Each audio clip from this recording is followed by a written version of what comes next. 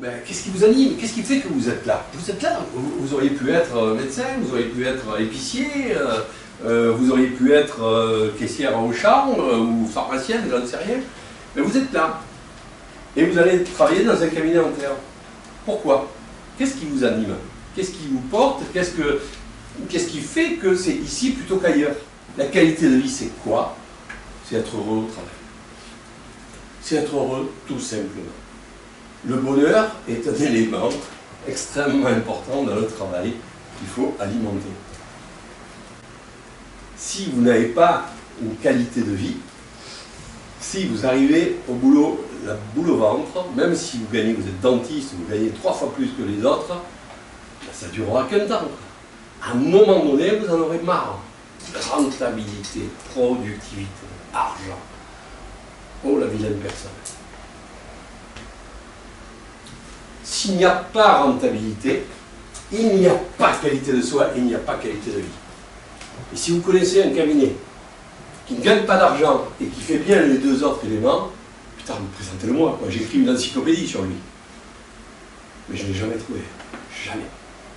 Par contre, des gens qui gagnent de l'argent et qui, parce qu'ils gagnent de l'argent, ont une qualité de soins, prennent le temps pour faire les endos, ont le dernier matériel qui vient de sortir, ont la compétence qu'il faut, ont le bloc de chirurgie au top de la sepsie et de la propreté, et finissent tôt le soir, rentrent chez eux épanouis, payent bien leurs assistantes. D'accord?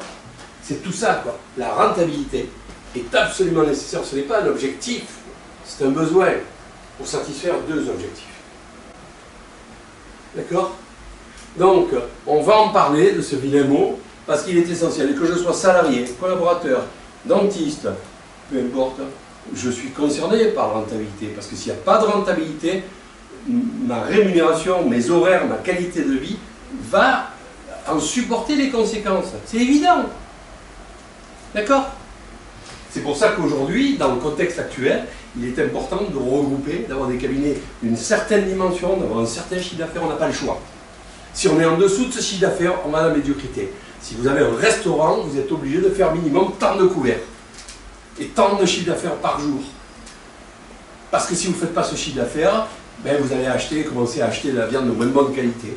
Vous allez moins bien payer la serveuse, vous allez moins bien payer la cuisinière. D'accord? Évidemment.